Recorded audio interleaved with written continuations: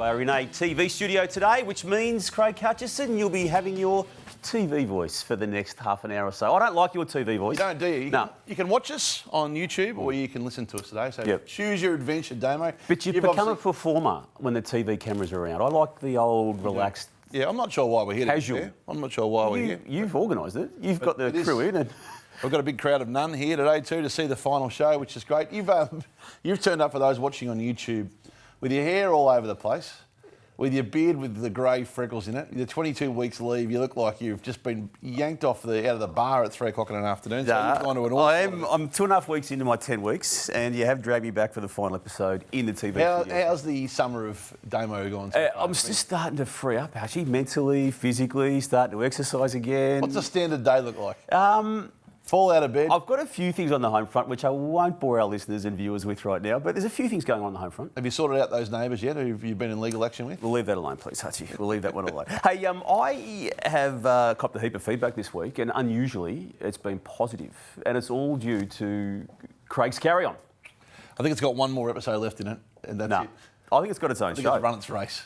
Like Damo's Dish has been something you've now programmed regularly. I didn't probably... And Craig's carry-on, it might even have a TV series in it, I think. I didn't realise how much time I actually spent in airports and on aeroplanes until you brought this segment to our attention. But yeah, it's interesting. So I think it's got one more week left in it. Can we start today, though? Before we go, though, you've really caused a problem for yourself, though, haven't you, with Spin City many, many years ago? Because people just know now that when they're sitting across you in a negotiation, business-wise, that you can spin your way into or out of anything. You've actually troubleshot a lot of the major issues this year on Spin City, and now you've got Craig's carry-on, letting the world into the rorts that you have either been party to and worked with, or just created yourself to navigate your way through the airport system. It's satire, Damo.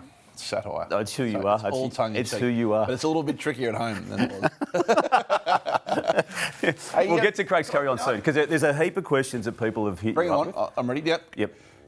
Be careful what you wish for in media. Yep. I know we've touched on this in previous series, but we've got a really unique example of it going on right now, and that's with Mitch Johnson. We in the media demand people speak their mind. Yep. When they retire, we only ever target columnists who we think are going to have an opinion. Yeah. And they get ghost-written to the point where they have a say. And then when they have a say, we're compromised. Because it's hard to criticise what we asked for, isn't it? Yep. And we're seeing that with Mitch Johnson. His criticism was really unusual, out of step and strong on Dave Warner. And out of the blue, wasn't it? I think we all thought the Sandpaper Gate story had been put to bed from a public narrative point of view. But Mitch Johnson, I think, courageously decided to go there again. And we have, as media, have to say that, right? Because we don't want to discourage the next person who might have an opinion. No. So he gets... if you disagree with his opinion in media, it's been difficult for people to write it, because unless you're a competitive newspaper, then you go hard if you're the opposition newspaper. Yeah. But if you're in the family, it's very hard to criticise your own columnist. Yep. How difficult a balance is that, do you think, in modern media? Oh, it is, but again, Hutchie, you and I are of the same wavelength on this. If someone's got an opinion, it doesn't matter if you agree with it or not. Encourage it. Just encourage it, because otherwise we're all just complicit and we comply. I mean, the AFL world, there's no free opinion on the AFL world now, is there? Everyone is on the same page. Everyone beats to the same and sings to the same hymn tune, don't they? From the player 47 on a list right through to the captain, they all talk the same rubbish. The bushfire burns quicker in AFL and probably NRL. The reaction to a story burns. Yeah, but no one says anything. No one says anything in the AFL. Which is why. Yeah. And then the reaction of George Bailey, did you take that as a... Mitch Johnson today said that it was an attack on his mental health. Yeah, I didn't. I only caught up this on the drive in. I heard Simon O'Donnell, I think, reference that this morning. I hadn't heard. Well, did George Bailey go down the mental health path? No, he said, I read snippets of it and I hope he's okay. What does that mean? Well, it was... His intent might have been good, but he did leave himself vulnerable to that suggestion, didn't he? As soon as he said it, I thought, what's he saying? Yeah. Well, again, I'd like him to explain himself on that. If he was referring to mental health, I don't think there's any reason to go there now. Mitch Johnson was making comments about an issue that he's clearly passionate about. Yeah, it was dangerously... it was dangerous language, I think. I know it might have been well intended, but it didn't. No. It did cast it. And then, what's clear in that era is the batters and bowlers just didn't get on. Don't you think? Yeah.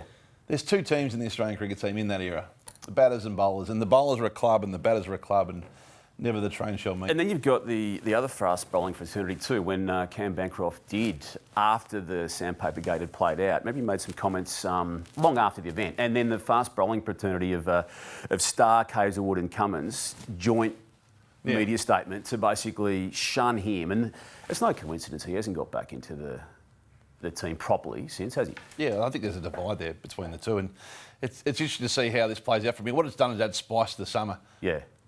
Crash's column, Robert Craddock's column suggested the summer needed something like a Warner farewell. Do you think that there would have been any pressure from broadcaster on selection in this series? Not broadcaster. No. And look, just talk about George Bailey. Even part of the George Bailey narrative now is how he is entrenched in the team itself. He's a paid up member, isn't he? Like the chief selector often was distant, wasn't he? Like if you think of an Andrew Hilditch historically or a Holmes, Trevor Holmes, they were slightly removed, weren't they, from the operations? He's, as we've now, known, he's doing the throwdowns in the nets and he's putting his arm around it, he's celebrating. And look, I'm not saying that's right or wrong, but that has changed, hasn't it? Yeah. They're all Holmes in was he didn't believe you could be friends. And I think Tim Payne mentioned on our Tassie breakfast show yesterday that he had to abstain from his decision at some stage. So it's interesting that be close or... The dynamic. Or be a long way away. Because it's going to blow up at some stage. What about the teams blow up, don't they? Particularly national sports teams. No matter how successful they are, they blow up. I think cricket's... Well, look what's happening now. Cricket's a little different in that it's a series of individuals playing an individual act. Like the batters and bowlers not getting along has never been a problem. In fact, there's been people not getting along forever and a day in cricket, hasn't there? Yeah. Well, the famous Victorian cricket team. I mean, here we go. Well, back to Sheffield Shield days. But think of some of the iconic names in that team. I mean, I mentioned Simon O'Donnell already. And Dean Jones. Yeah, I mean, they were Matt Murph Hughes, Darren Berry. They weren't always in a love-in, were they? And no cricket team ever is. And then the other news out of cricket is the other react just on Mitch Johnson. Mitch said, I resent that George Bailey texts me and late at night. So there's an inference that goes back the other way. Mitch takes a little offence at the perceived mental health reference and then throws a reference back the other way. So it is an interesting dynamic. Hey, it's going to be a long summer though, isn't it? When it's all said and done, you say it needed a spark, and it's got it to a point, but it's going to be a long summer of not much action. The Pakistan series might be a bit better than people think. The West Indies, I hope so. They'll run through and New Zealand looks tantalising in Feb, March. That does, but it's February, March when AFL's kicking off and NRL's kicking off. Just before, so... Yeah. What did you think about the Amazon move to take the ICC world rights on World Cups? And I saw that drop last night, for those who haven't caught up with it. So the most recent ICC one-day international World Cup, that was broadcast through Foxtel and Channel 9, and Channel 9 had it for the Australian matches. As of right now, for the next 4 years, no international events under the ICC charter going to be on free-to-air. So it's just a continuation of the movement in that space, isn't it, really? I mean, it's part of me is annoyed for people who don't have access to the streaming. Why would you be annoyed? For the people who, I just said, for the people who don't have access. You and I are fortunate enough to have access to the streamings, and a lot of people do, but a lot of people don't. Amazon Prime? I think it's one of our many family subscriptions. Yeah, it's not would it be the type of event, the World Cup? Yeah, I would subscribe to it. You would? Yeah, I would subscribe for the World Cup. Yeah, I would. Yeah, you would too, wouldn't you? Yeah, I think it's smart business. Like they've got global scale. They've already been in cricket and built their credentials via the documentary series, which was clever. It's a type of rights where it's not every week, year round. It's seasonal. It's just enough content. I think Jeff Allardyce, who leads the ICC, is a Melburnian, lives in Dubai. Covered Jeff in the Sheffield Shield days. They won Sheffield Shield ton, didn't he? He did make a ton, I reckon. Yeah. That would have got 80 centimetres of column inches from you. Back in club cricket, district cricket, actually. But it's a smart move all round, I think. And it is definitely a sign of the times. I don't know whether they got on-sale rights, but I wouldn't imagine that they would want to pass it on to any of the broadcasts. I think it'd be exclusive, the way I read it last night, the way it released. Why won't the AFL ever go down that path, Hutchie? I mean, we've seen the NFL do it now with the Thursday night packaging up of various streaming platforms, and that has helped explode the coverage. It's got a different reach.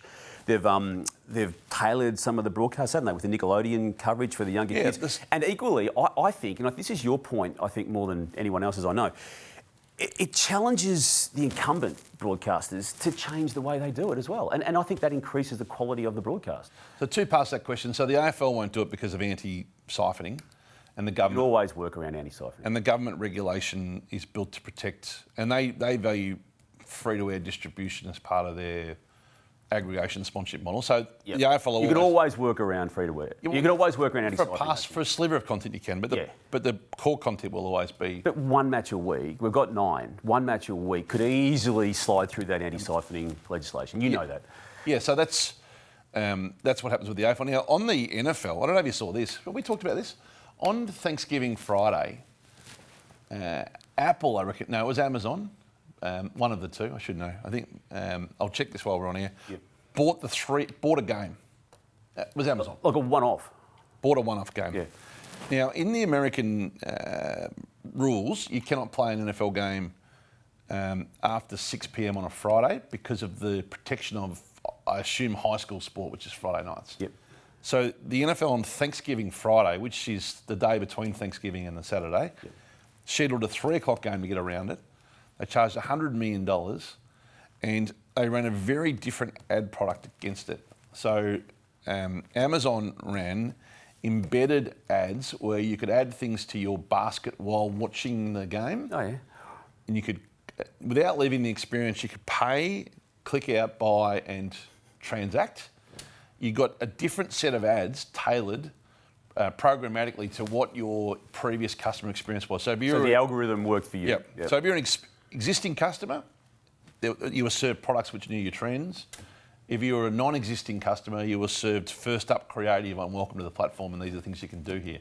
And they ran basically a cash register against the game. I haven't seen the results, I should have probably looked at it, but it was the most integrated ad model of transaction behaviour purchase against content that I can remember seeing.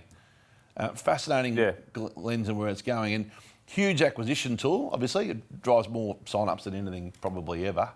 But then not only that, to actually run integrated content that appeals to the viewer and you can actually, without leaving experience, so forget about watching an ad, you can actually experience an ad in-game and pay and trade. Something like that anyway. So that's a lens in where it'll go. You'd imagine with the ICC, you're going to see, particularly in India, you're going to see behaviours like that, I would think. More integrated ad model. And that's why live sport, I think, and any sport's becoming more and more valuable because it's the last bastion of attention. Just on NFL, and you've asked me what I've been doing the last couple of weeks, so I actually have caught up on a few TV shows and podcasts. And the New Heights podcast, the Travis Kelce and Jason Kelce podcast, which we all consumed, I think, through the social media snippets, but I actually listened to a couple of episodes. It's a good product, not surprisingly. Yep. Yeah. There was one I listened to yesterday, Hutchie, and it was an older one, but they just got onto a conversation around media access, which obviously is in our wheelhouse. And again, it's just in passing, but how all media is allowed into the rooms after a game for a set amount of time. I think they mentioned 10 or 15 minutes as a minimum, and obviously certain relationships between players and media will allow them to stay in longer. But it's a free-for-all, and it's completely open. You can ask and approach anyone you want. Now, I know we know that, but I'm just hearing that the biggest athlete, or one of the biggest athletes in that sport, Travis Kelce, saying he loves it, he welcomes it, and he thinks it's great. And he just said that in passing. He wasn't trying to make a big song and dance. I think they were addressing the issue after a question had been put to them. But we've had athletes in this code. I mean, Buddy Franklin retired this year. He barely even told his team that he was retiring. And Dustin Martin, the other greatest athlete in the last, X amount of years, Hutchie, just refuses to do any form of media. Yeah, Eric Pearce of the late news, you are, aren't you? Well, no, I'm just saying, it just reminds us every now and again that it does. This is the biggest athlete. This guy has got an international profile now, Travis Kelce, and he embraces it. Culturally, we're nowhere on this. We're getting worse. We're getting worse. And the distance between how global sport is communicated, correct, to us has never been broader, I think. Yeah, and all these media outlets that the clubs have got, and I'm all for it because they do some amazing work, but that is also creating the situation. Yeah, well, the AFL could come in over the top and still legislate and do it right now for round 1, 2024. You've got complete access for half an hour after a game, every single game. Well, and during the week, every training. And during the week, yeah. I know you've been big on that during the week. Yeah. Well, I think our game is devoid of personality. Completely. Sorry, our games, I would say, not just AFL. The games, I reckon, and maybe it's a Collingwood-driven thing. I think Brisbane Lions as well. I mean, all sport. Oh, okay. The AFL is one example of it, but the lack of access at the top end of sport is not good enough in Australia. It's not, is it? It's poor. No. And it doesn't affect... people say, that's sour grapes as a journalist. Actually, it actually doesn't affect you. No, Journalism is a little better with lack of access because then you've got... If you think you're any good, the crop of today, then they've got a competitive advantage of exporting that. But it's, I'm talking about this ad nauseum. It's just abhorrent how unavailable elite talent is, coaches and players and coaches in Australia. And then you get to the next level. In general, at the top tier. Yeah, and how they then don't say anything on the And certainly in our sporting terms, we try and be, and we're obviously not AFL or NRL, but try and be just as available as possible. I know that's not perfect either. No. And open with your answers, because that's the next layer. Yeah, 100%. We do the Soundies, Hutchie, on this last show of every single year. You do the Soundies. You've introduced the Soundies, and set it up again for us, please. Well, the Soundies is a series of awards for achievement in the media through the course of 2023 in the eyes of the Sounding Board. I'm pretty keen to add a motty to next year's, which would be the most outlandish or, ill-considered public comments. On a weekly basis. For those who are not aware of what you're talking about, the moddies being? I'll surmise it. You're referring to Graham Mott, who made some comments adversely about your good self to Stephen Drill and Herald Sun. Waded out of nowhere. But so your moddies will come next year. But the Soundies, this is your area. So I'll add the special comments and you can run through them.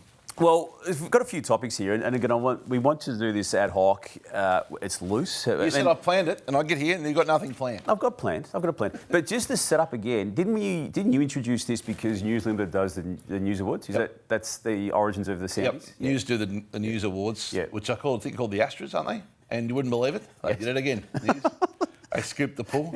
Well, by the way, did you see the page 2? I told our. Oh, you did, yes. I told our audiences that when the newspapers, any paper, by the way, there it is, I'll get my WhatsApp out. There it is. It's on page 4 of the running sheet that Geordie's given us. Page 4.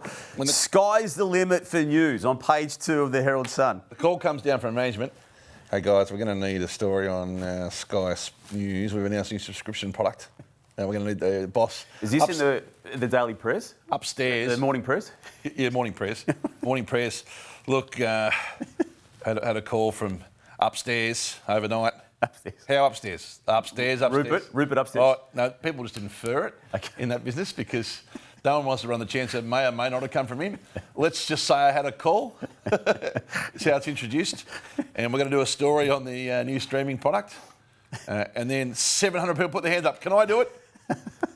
And Sophie Ellsworth, well done. She is the media writer.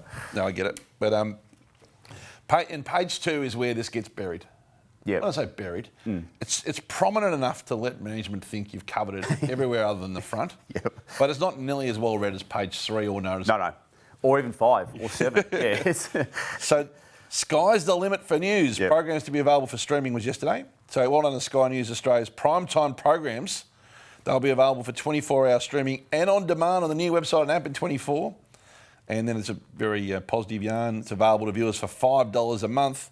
Sky News' Australia Chief Executive Paul Whittaker made some comments. He was available, which is good to see. And then Sky News host Paul Murray made some comments. Was he? The other thing, he provided himself a comment. The other thing that happens is the hosts with hubris get involved. So Paul Murray would have got it. I hear we're doing a story tomorrow. I wouldn't want a couple of my quotes to go in. I know management are going to read this. And the editor goes, Murray's on the phone. He wants quotes in. Well, what are we going to do about Peter Cridland? She wants it. Oh, no, we're going to have to square off Peter somewhere else. No, wouldn't that be the PR person just sending an email to Murray and saying, are you okay to be quoted this way? Yeah, well, that's happened 90% of the time. Probably what happened here. But I have known times when people, I wouldn't mind a couple of quotes. What I didn't read in the News Limited papers was Rupert Murdoch being seen with a new companion, Hutchie, a retired scientist, Elena Zakova. Rupert being a 92-year-old and Elena being a 62-year-old or 66-year-old. That was in the Daily Mail, which was sent to us. I reckon News Limited would be fascinated by a media baron being 92 years of age having this situation if it wasn't Rupert. No, so a couple of things on this. You're not going to write about it themselves, nor would you. If it's something like that, they'd be fascinated by it if it was if you own the paper, a competitor. Yeah, but if you own the paper, you're not allowing yourself to get covered with a new friendship. The second thing is the Daily Mail, and I only read this because I refused to click on the Daily Mail because I'm. No, someone sent it to us. That's why I sent it to you. So, but it's printed here on the rundown for those at home who can see. Yep.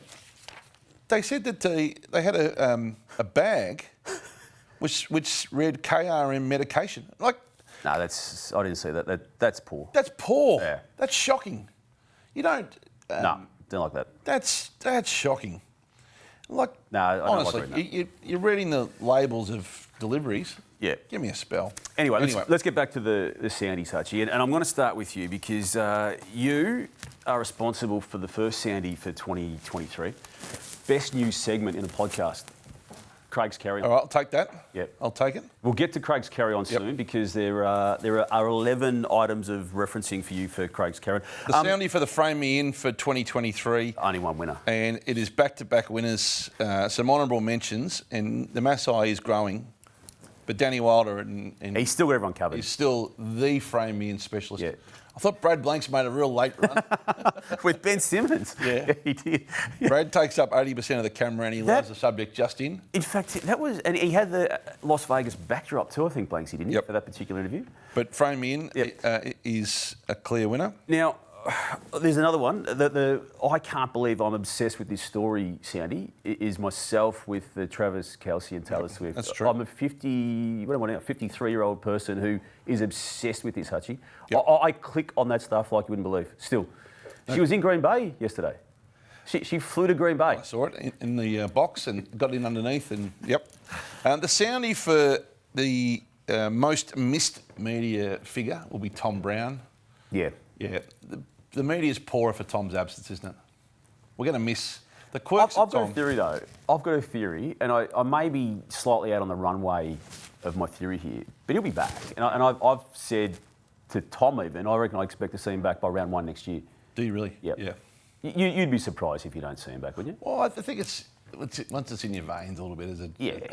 He's a competitive beast. What about the best handling of a drug saga in 2023 from a media team? Peter Boll. And what is it? Not bad. I had that run up. I thought the way Collingwood handled Jack Ginnivan inside 2 weeks was superb. And worst would be Racing Victoria's handling of Jamie Carr. yeah. But what about? We've got some audio for this one. But the way that Collingwood were able to manufacture the announcement on Jack and move quickly, I thought was, No, I couldn't work worst out. doorstop. I couldn't work out the category for this, Sandy. It's either losing one's mind, the biggest child, or good riddance. And I refer to you here with Eddie Jones, Hutchie. Now, this was the famous/infamous doorstop at the airport before he took off to coach the Australian Rugby Union team to a disastrous World Cup campaign. So, for those who need a refresher, Eddie Jones behaving like a child here. Because you're so bloody negative about everything. Just be the pessimist you are. Keep Australian rugby where it's been. I love this negativity. It's fantastic. I can feel this negativity coming out. I've got to wash myself off, boys. I've got to wash myself off because it's just sticking to me. Thanks for the worst press conference I've ever had in World Rugby. Worst press conference. Well done, boys. That is the worst I've ever seen. You got to give yourselves uppercuts, boys. So you were defensive of him at the time. I've raised this a few times on the Sounding Board since. I want that audio. I just want to wash myself off, boys, because I feel that way with you sometimes when you get all negative. I do. I really want that as a Hey, you're the one dragging me down this year with all the negative coverage of you. The best amateur journalism in Australia, and that's not to say that journalists are amateurs, it's to say an active amateur journalist, those not paid to be a journalist who became one. Oh, yeah. The Michael Clark, Carl Stefanovic vision in the fight was of the highest ilk in amateur Particularly journalism. that quote, which I'm not going to repeat, about as for you, Carlos, and I'll leave it there. Now, the thing that I always wonder about that too, by the way, is with amateur journalism, it takes a series of things that happen before that for someone to think, oh, I better get my phone out. The person's not just standing there filming that, hoping that they say something, right? They've heard something that's triggered the act. So you wonder what the lost audio was, because the found audio is forever. Well, it might have been the fact he had his top off in a park in Noosa, and he pinged a hamstring as part of that fracas. Do you remember? He pinged a hamstring. There might have been 1 or 2 minutes in the lead. Best clickbait, Soundy, for 2023. Who do you think clickbait's best? You. I don't know about that. And I reckon it was a late entry. You and Lauren Phillips. Lauren made a late run in it for sure. No, you drove that when you misrepresented Lauren's attendance with Matt Damon at the Melbourne Cup Carnival. Sounding board for the biggest overreaction of any entity in a year. Haileybury School for the way they carried on over Matthew Lloyd's one. No, that category was one I was going to go with. Something you thought you would never ever see or hear. Matthew Lloyd in a scandal. In a drinking scandal. Drinking scandal. Doesn't drink. We should laugh at it because it was serious. He did the wrong thing. He admitted to it, but it was overplayed and overblown, wasn't it? Yep. Yep. What about the glass jaw? Glass jaw, Sandy? Oh, the glass jaw. I've got one. Have you? Hawks Insiders. Oh, yeah. They got really serious. Yeah, they have got a glass jaw, the Hawks Insiders. Yeah, they got really serious. Yeah. Who's got the biggest glass jaw in media of the year, do you think? Oh, you and I have got it now and occasionally. I think we've got a few glass jaw moments, haven't we? I don't know. I've tried to keep it. Best take in the trash. Elon Musk got a fairly big glass jaw, hasn't he? We'll get to that in a minute. Best take in the trash. There's a lot of options. Cup day.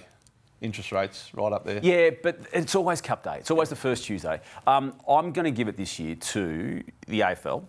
Yep. An hour before the Brownlow medal started this year. In fact, it might have been 43 minutes. Oh, the North Melbourne stuff? They jumped on the entire competition. North Melbourne's ridiculously lofty suite of national draft assistants. Yep.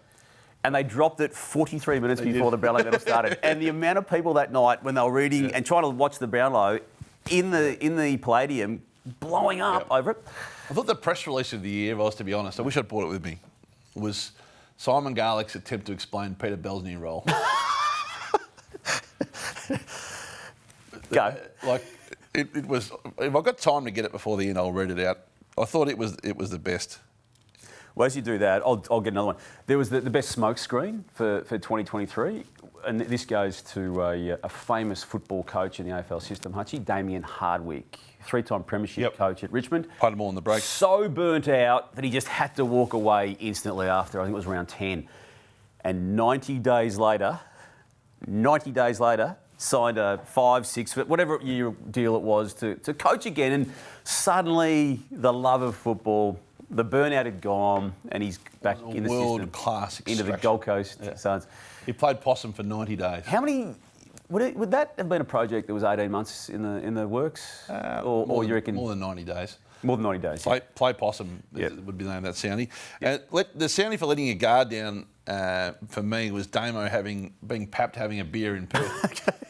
Like we're reminding people here every week to drink wise. I was having a beer. Responsibly. I know you're drinking responsibly, but what about the Soundy for to have been caught? To have been I'm back to the camera, holding a beer. Oh, yeah, it's very amateur. They're the least required outside consultancy, Soundy. The consultancy firm the AFL used to find a replacement for Gillon McLachlan. Oh yeah. They found the bloke in the office next door to him. Yep. Yeah, they got as they did when they used another firm or the same firm to find Gillon McLachlan to replace Andrew Demetrio. Imagine the Christmas. They canvassed the world, Hutchie. Imagine the Christmas. World's best practice. They go around the world. We're going to get the best CEO in the world for this job. What was the company that did? And lo and behold, he's next door. Imagine the Christmas drinks. And before we finish up today, Christmas, who could forget? Come on up, Johnny. Johnny was the guy I took the AFL account on. He got $2.5 million. It wasn't 2.5. Was it $1 million or something? He strung it out 2 years. Yeah, it was 2 years. Yeah. He managed to keep it going, all on the retainer, and then he ended up getting the bloke we're going to get in the first place. Now, I've got a... What about the CEO who handled their exit? The soundie for departing CEOs. There's a few nominees. Alan Joyce, Kelly from Optus. Oh, yeah. What do you think? Joyce probably. Like the Alan Joyce's last month versus the best of him was as far apart as... Well, Joe Aston ensured that his last month was focused upon. Yep. What about the best overreaction to some commentary about one's practices? I'm talking about Fox Sports, and I don't want to actually go down that path again, given I've spent most of the year trying to patch up my relationships with Fox Sports people. But the famous bridge walk and gather round, they refused to attend pretty much any game. Yep. But the entire industry was in Adelaide for gather round, which meant that Foxtel, and they didn't know how to handle it, they were actually at games. Yep. They were actually at games to cover it. And then they had the famous walk across the bridge to the Adelaide Oval. Well, 4 of them across the line, these big alpha males walking across the bridge. We are here. That's my favourite photo of the year. That it is. And the fact it was the only game they attended. They walked a grand total of 82 metres to footy, and we were there for every step. And pump it up on social media as though we're at the game. How good is it? Do you reckon they might cover some games in person? Oh, you're too hard. I'm not going to get involved in this. You're too hard. Hey, What is going on in Australian life? Are we done with the Soundies? I think we are. How'd they go? Poor. Like a car crash like they did last year as well? Yeah. You just haven't done the work on them, have you? Really? No, we deliberately don't do the work on them. I don't know if it's deliberate. What in Australian life, right? It is, yeah. Why do we need an inquiry on everything? When do we become the country that needs an inquiry on everything? You've lived in the country all your life. That's what we do. Which one are you referring to? Well, how's this? Coles and Woolworths now have supposedly made too much money, and the Greens believe these profits are being driven using supply chain and global issues. And now we're going to have an inquiry and a Senate scrutiny. And what's that going to prove? Amid claims of profiteering. Well, there is profiteering. What happens in Australia is this. We're angry about everything. We're angry about everybody. Yep. We've got no empathy for anyone anymore. Anyone does the wrong thing, we cancel. Yep. And throw them out of life. Anyone who does well, we just come at. If you're making a bob, it's unacceptable. If there's a duopoly or a monopoly, or you've been good enough to work yourself in a good spot as Coles and Woolworths have, and fundamentally, I'm not. Some people are doing it pretty tough out there. And while you're taking the business lens on this, I'm happy to take the consumer lens on it. And some of the stuff going on with the prices is a rort, and you know it. Yeah, well, so which prices do you think are Well, lamb for starters. Okay, well, explain that to me. Well, we've got a listener who reminds us that the people providing the lamb for the markets aren't earning a lot of money, and yet the prices, in fact, they've gone down. The prices have either been maintained or increased at the point of purchase in those supermarkets. So someone's rorting that system. They're entitled to make a margin on the work they do. A margin? They're making billions, Hutchie, at a time with I know this is record inflation. This is a very unpopular boat to row. Yeah, I'd be careful with this. And these comments are to you, not me, all right? This is not Sounding Board comments. These are Craig Hutchison comments. What do you mean? Whatever you're about to say about this. No. About this corporate greed. I do understand, and like everyone feeling... You wouldn't know what a kilo of lamb cost, would you? Well, I don't actually buy it myself, no. Yeah. Do you? Yeah, I do. What's the kilo of lamb cost? I think it depends what cut you want, but the good cuts are in the high 60s. If you want the nice lamb racks, they're in the 60s or 70s, depending where you get it. In general, in Australia, I know it's the Coles, Woolworths, IGA, others, Aldi. We've got a pretty good supermarket system, I think. They've kept us pretty well. I know it's expensive at times. No, do you think we've got it's gone through the roof recently, Hutchie, and there's no reason for some of those products. And they're making billions. They are making it for their shareholders, which is how business works. I get that. So you think we need a Senate inquiry? I don't know about a Senate inquiry, but there's something. There's worth an inquiry in there somewhere. Worth an inquiry. Get me the Eddie Jones audio. This negativity, what I've got to do to be washed off here, guys. This negativity. Actually, you don't go to a supermarket and see what you get for $100 today than what you would have got even 6 months ago. People are doing it tough, mate. Yeah, they are. But everyone's doing it tough. The people, the farmers are doing it tough. The people who run Woolworths and Coles aren't doing it tough. No, people who run them. The cost of produce is doing it tough, and the distribution is doing it tough. Yeah, but the people running the business... It's not like there's someone sitting there designing a racket every day and going, we're going to squeeze the... It is a racket, Hutchie. I'm prepared to say it is a racket. I disagree. Anyway, we've got this, and this just won the Soundy, actually. What did it win? It won the best news segment in a podcast, Soundy. Craig's Carry On.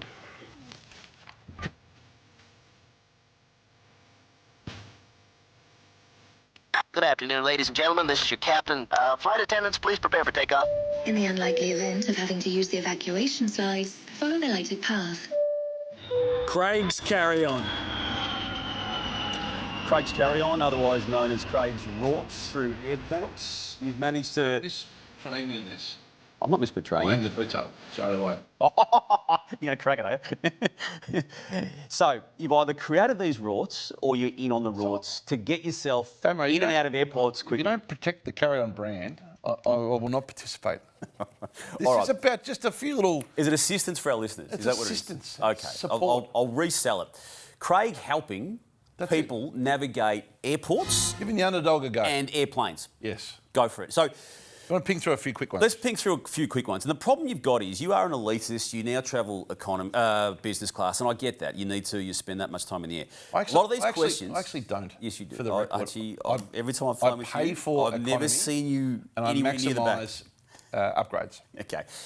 I'll start here, though, because you once did fly economy, you'll know where the rorts are. Sorry, you'll know where the help is. I was in economy last weekend, Damo. There wouldn't have been on a business offering if that was the case. Dylan via email. Craig, For us mere mortals in economy class, do you be first in line to board the plane, or do you spend more time in the comfort of the lounge and wait to the very last minute to board? So, Dylan, this really worries me you've sent this email because it shows me how far out of step you are with possibility. If you are last on the plane and you are in economy, you are defenceless on the plane. You've lost all levers, all There's no space up top to put your bag. It's like a quarterback being last out in the field and trying to work out what's going on with the offensive line. You've got to be first on the plane. See, you the rest of your life, you're last into a meeting, you're last for a social gathering, often late, or not too late, but often just a little bit beyond the time.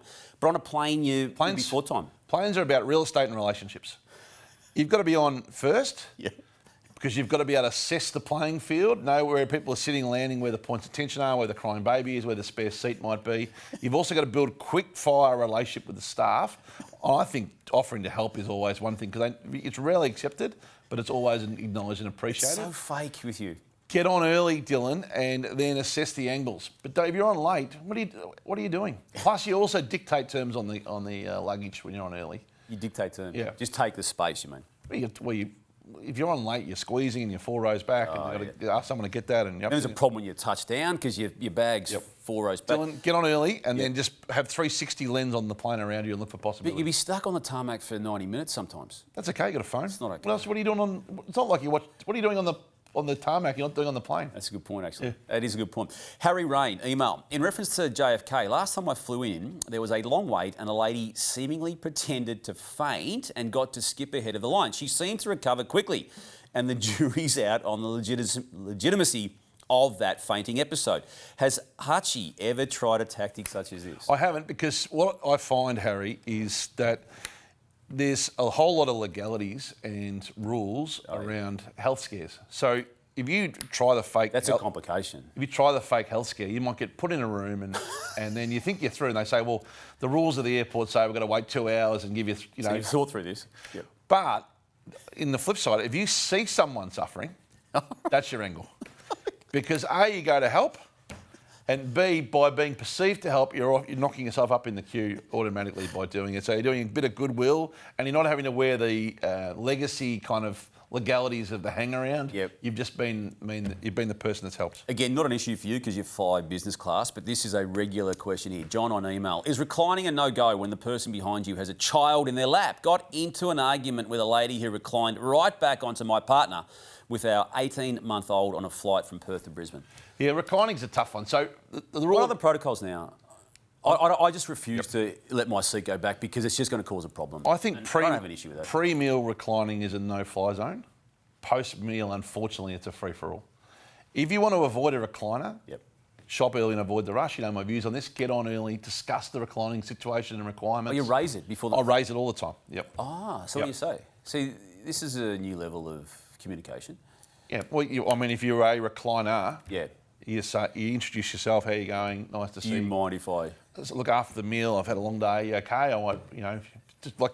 And you come from a position of relationship, you get waved through often. So you need to build a quick 60-second relationship. But I think, in turn, be aware that you are largely defenceless on the recline unless you're pre-addressed. Right. How do you go, though, when someone comes back on you? Well, I try and pre-address too. If I'm going to work on the laptop, I get the laptop out early, demonstrable, and I put my head around, have a quick jovial chat, and then I say, look, I've got a bit of work to do. I don't know if you're a recliner or not, but is it okay if I get a few hours in before you do? And that it just puts them on the back foot. Well, you've got to shop early on these things, don't you? Because you're defenceless after the act. There are 2 pages of questions here. I'll do one more. John on email. What's the protocol if someone falls asleep next to you and starts leaning on you or accidentally touching you? Do you give them a nudge and disrupt their sleep? You just go to the bathroom frequently. Get up 2 or 3 times. Ah. And it just all of a sudden just disrupts the cadence. No, I'm only... The one I was going to ask you about was Sam said, how do you handle a celebrity next to you on the plane? Well, you're the celebrity. This has happened to me. You're the celebrity in these situations. I've had a rare run of famous people next to me on planes over the years. If you wanted to disempower their celebrity, but ask them to hold something early, or would you mind passing me the... You just knock them off the perch just a touch. You see empower their celebrity. Yeah, and then it's amazing how quick they come back to your level, and then you're away. Can you hold this laptop for me? I just got to jump up. Can you hang on to this for me? Like, because the people don't ask them to hold things in day-to-day life, but on the plane, everyone's equal. There's a whole series in this, Hutchie. That was Craig's carry-on for today. Tongue in cheek, by the way. No, it's not. It's real. We haven't got to a lot of topics. Elon Musk, we wanted to discuss. We're out of time. What's his end game, Damo, Elon? What's the end game? We may as well quickly do it then. We've got time or not? Just very quickly, what's the end game for Elon? The audio's so good to play. We're going to play the audio. Yep. This is him responding to is it Bob Iger of Disney or someone of that ilk who's refusing to advertise on X or Twitter, and he doesn't care. Don't advertise. You don't want them to advertise? No. What do you mean? If somebody's going to try to blackmail me with advertising, blackmail me with money, go yourself. Go yourself. Is that clear? I hope it is. Hey, Bob, if you're in the audience. Now, I love the attitude, but what's he doing to his business in having that attitude? Is it a concern now from a business perspective? Well, what I think he's trying to do is say, I've got enough money where 75 million or whatever it is can't affect me. And equally, I own a very engaged audience. So for everyone who hates him, there's a whole clan that love him, right? And his ability to influence via his audience, what he's saying is, well, if you're going to take us on, I'll just get my audience to cancel their subscriptions to you. You've got a theory on what he's doing, haven't you? And you're going to relay it no, I think it's today on the last moments of the sounding board for 2023? Well, I think it's a long game on politics, right? I think if he wanted to, I'm not sure. I haven't looked into even if he's eligible, but if he's not trying to either be or shape the next president, he's 2028. You reckon? Well, I honestly don't know. I don't know anything about his background or place of birth or anything like that. I'm just assuming he's American. I don't know, but he's clearly going to have a political influence on every election ongoing if he maintains, because it's almost he's almost splitting the audience in two, isn't he? So and what do you say? Data's more powerful than water. He's got the best data. He's sitting on one of the best data systems in the world. What he's saying with the advertiser attack is, if you think you can influence my business, wait till you see me unleash on yours. And if he was a call to arms on cancel your subscriptions, or like if he lived here, he'd be saying, cancel your Herald Sun subscription. Then I challenge all my audience to do it, and then he would watch that happen. And so he's going to stare down advertisers. He's banking on them being flighty as an industry, and he's going to try and shape power in the world, I think, in the next 2 or 3 elections, be it him or otherwise, to influence his passion projects and legacy. Don't you think? Yeah. I mean, you know the space better than I do. I don't. I'm just guessing, but he's not here to he's not here to turn 44 billion on Twitter into 100 billion, I don't think. Right. I don't think he'll lose money doing it, but he's here to use the influence that comes with it. That's what he's doing it for. Point in another direction. Not as a business. Don't you think? Yeah, well, it makes more sense than... And using public money to do it, which is very weird. All right, we're going to wrap it up. That was season 8 of the Sounding Board, 2023. That's the end of the year, by the way. So thank you to Jordan. Are we back next year? Who's been producing it? We are. Yeah. Thank you to Jane, who's gone over for a more Greens-friendly run at the ABC. We wish Jane every success at the ABC. And thanks to everyone. Thanks to Simon Strawn and Nathan at and the team at Drinkwise. Yeah. They came on board many years ago, didn't they? It wasn't the first season, was it? Was it the first season? Late in the first season, maybe. Very early from the get-go. And if season 1. I've seen the... I'd never heard of Drinkwise until then. Well, how big are they now? You won't find anyone that hasn't now. Yeah, I know. The movement of... And then into the summer, it's really important. Enjoy the festivities, have a great time, spend time with family and friends at your barbecues.